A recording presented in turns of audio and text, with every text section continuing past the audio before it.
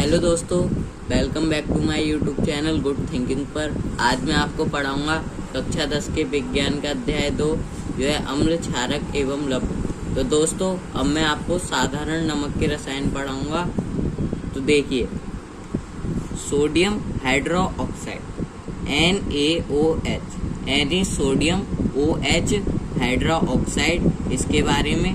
व्यंजक चूर्ण CaOCl2, baking soda NaHCO3, sodium hydrocarbonate, धोने का soda Na2CO3.10H2O, plaster of Paris CaSO4 half 2HO। तो दोस्तों इनकी रासायनिक अभिक्रिया के सूत्र याद करने के लिए एक आसान सी ट्रिक, जैसे NaOH है सोडियम हाइड्रोक्साइड का, तो इसे तुम पढ़ो ना ओ, ठीक है। व्यंजक चूर्ण है, इसकी आसान ट्रिक है CaOCl2 को याद करने की, कौशल 2 NaHCO3, इसे पढ़ने के लिए बेकिंग सोडा की में ट्रिक है NaCO3, धोने के सोडा, इसमें ये है Na2.10H2O, NaCO3.10H2O, plaster of Paris, ये तो सिंपल सा है। देखिए CaSO4 हाफ 2HO, अगर फिर भी ना याद हो तो CaSO4 हाफ 2HO। अब देखिए, अब इनके बारे में पढ़ते हैं। तो अब हम पढ़ेंगे सबसे पहले सोडियम हाइड्रोक्साइड के बारे में। तो आइए चलते हैं सोडियम हाइड्रोक्साइड के बारे में पढ़ते हैं। अब देखिए दोस्तों, सोडियम हाइड्रोक्साइड NaOH। अब देखिए, सोडियम क्लोराइड के जलीय विलयन लवण जल से विद्युत प्रवाहित करने पर यह वियोजित होकर सोडियम हाइड्रोक्साइड उत्पन्न करता है। इस अभिक्रिया को क्लोर क्षार प्रक्रिया भी कहते हैं। दोस्तों देखिए, सोडियम हाइड्रोक्साइड क्या होती है? सोडियम क्लोराइड के जलीय विलयन लवण जल से विद्युत प्रवाहित करने पर यह वियोजित होकर सोडियम हाइड्रोक्साइड उत्पन्न करता है। सोडियम हाइड्रोक्साइड उत्पन्न करता है, ये विद्युत प्रवाहित करने पर यह वियोजित होकर। अब दोस्तों देखिए, इस अभिक्रिया को क्लोर क्षार प्रक्रिया भी कहते हैं, क्लोर क्षार प्रक्रिया भी कहते हैं। तो आपको समझ में आया होगा कि सोडियम हाइड्रोक्साइड क्या होती है। तो देखिए, सोडियम क्लोराइड के जलीय विलयन लवण जल से विद्युत प्रवाहित करने पर यह वियोजित होकर सोडियम हाइड्रोक्साइड उत्पन्न करता है। इस प्रक्रिया को क्लोर क्षार प्रक्रिया कहते हैं। अब देखिए, इसकी रासायनिक अभिक्रिया ये है। देखिए, NaCl जो होता है एक्वस अवस्था में प्लस 2H2O जो लिक्विड अवस्था में होता है, इनसे मिलकर बनता है 2NaOH जो होता है एक्वस अवस्था में 2NaOH। NaOH को कहेंगे हम sodium hydroxide plus Cl2 plus H2 hydrogen. अब दोस्तों देखिए, NaCl H2O से मिलकर बना NaOH Cl2 प्लस H2। अब इन्हें संतुलित करने के लिए हमने इनमें 2 लगा दिया। देखिए 2 लिख रहा है ना, ये हमने 2 लगा दिया। अब देखिए, एनोड पर Cl2 गैस होगी, कैथोड पर H2 गैस होगी।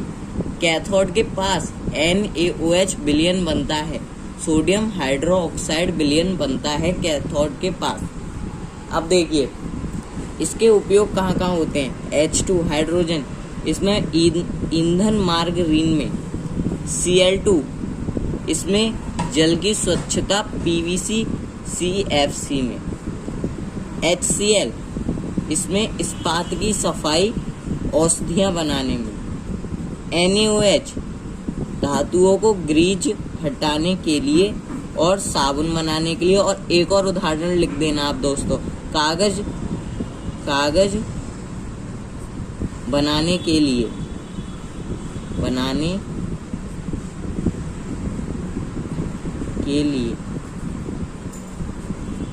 अब दोस्तों देखिए, अब मैं आपको पढ़ाऊंगा विरंजक चूर्ण क्या होता है। तो दोस्तों देखिए, विरंजक चूर्ण के बारे में जो हमने बताया था, इसकी आंतरिक रासायनिक सूत्र का कौशल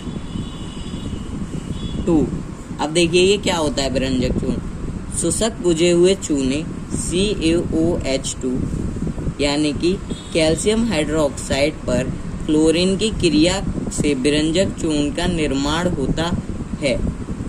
शुष्क बुझे हुए चूने कैल्शियम हाइड्रोक्साइड पर क्लोरीन की क्रिया से विरंजक चूर्ण का निर्माण होता है। अब देखिए इसकी रासायनिक अभिक्रिया कैसी है। CaOH2 calcium hydroxide plus chlorine से मिलकर बनता है CaOCl2, जिसे कहते हैं विरंजक चूर्ण प्लस H2O जल। तो आपको समझ में आया होगा कि कैल्शियम हाइड्रोक्साइड प्लस क्लोरीन से मिलकर बनता है CaOCl2 विरंजक चूर्ण प्लस H2O। अब दोस्तों इसके उपयोग के बारे में पढ़ते हैं। तो आइए चलते हैं इसके उपयोग के बारे में समझने के लिए। अब देखिए इसके उपयोग पढ़ते हैं। इसका उपयोग कहाँ कहाँ होता है विरंजक चूर्ण का। वस्त्र उद्योग में सूती व लिनेन के विरंजन के लिए, वस्त्र उद्योग में सूती व लिनेन के विरंजन के लिए। दूसरा उदाहरण, कागज की फैक्ट्री में लकड़ी के मज्जा के विरंजन के लिए, कागज की फैक्ट्री में लकड़ी के मज्जा के विरंजन के लिए। तीसरा, रासायनिक उद्योगों में एक उपचायक के रूप में, रासायनिक उद्योगों में एक उपचायक के रूप। अब हम पढ़ेंगे कि बेकिंग सोडा क्या होता है। आपको विरंजक चूर्ण के बारे में तो पता चल ही गया होगा। तो आइए बेकिंग सोडा के बारे में पढ़ते हैं। तो दोस्तों देखिए बेकिंग सोडा क्या होता है। इसकी पहले तो रासायनिक अभिक्रिया देख लीजिए। NaCl plus H2O plus CO2 plus NH3, इनसे मिलकर बनता है NH4Cl plus NaSCO3 baking soda. अब देखिए सोडियम क्लोराइड प्लस जल plus carbon dioxide plus NH3, इनसे मिलकर बनेगा ammonium chloride plus NaHCO3 baking soda. ये देखिए यह एक दुर्बल असंक्षारक क्षारक है। यह एक दुर्बल असंक्षारक क्षारक है।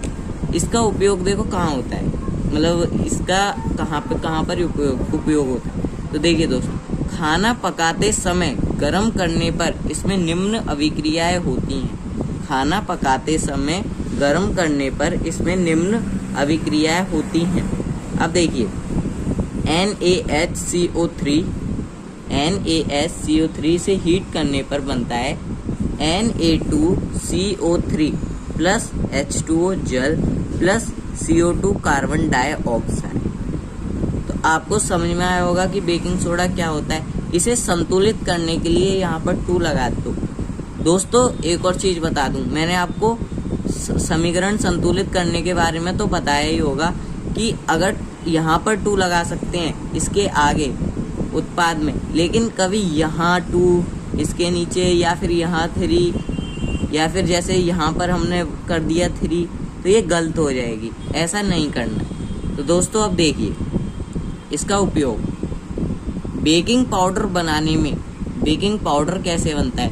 बेकिंग सोडा प्लस टार्टरिक अम्ल से बेकिंग पाउडर बनता है। Baking powder baking soda plus tartaric अम्ल से मिलकर बनता है। यह एंटासिड का एक संघटक है।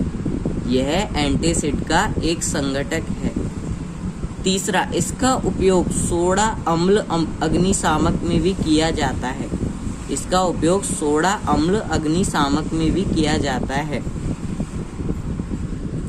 दोस्तों अग्निशामक मतलब होता है आग बुझाने वाला इंजन। आग बुझाने वाला इंजन, बुझाने वाला इंजन। तो दोस्तों आपको समझ में आया होगा कि बेकिंग सोडा, विरंजक चूर्ण और सोडियम हाइड्रोक्साइड क्या होते हैं। इससे आगे की वीडियो में मैं आपको धोने के सोडे और प्लास्टर ऑफ पेरिस के बारे में बताऊंगा।